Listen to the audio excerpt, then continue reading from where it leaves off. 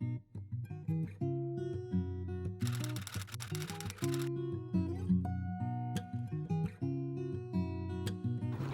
smallmouth bass that learn to feed off of shoreline feed in packs, and they feed on suspended bait fish.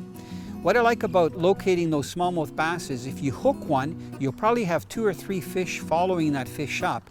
And if you quickly release that fish and cast out again, you'll get another one. One of my favorite ways to target these fish that are cruising and feeding on these suspended bait fish is to use a crankbait. The RS Shad Rap in the Live series is an ideal crankbait to use because it looks very natural, lifelike, it rattles, and it suspends. So what I do is I actually fish it around rocky shorelines because I know they're meeting that deeper water. And that's one of the best locations to find those suspended bait fish. The first thing that I do is cast out and I retrieve very carefully, and I try to actually retrieve it down the structure break back to the boat.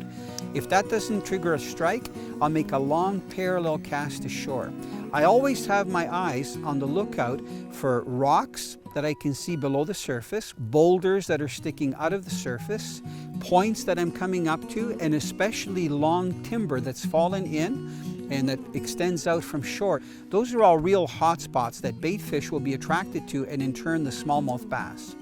Most of the open water bait fish have a deeper body profile. I find that the RS Shad Rap is ideal because it's thin and deep.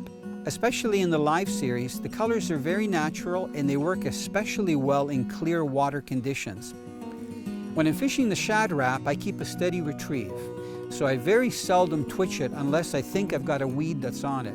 I find that just retrieving it at a steady speed really gets that Shad Rap to swim very naturally.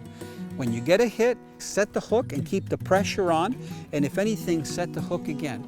I stress to people all the time that smallmouth bass will often hit a lure, especially a crankbait, and then head right to the surface. So I find a really strong hook set with a no-stretch line can make the difference between getting that fish in the boat or losing it right off the bat.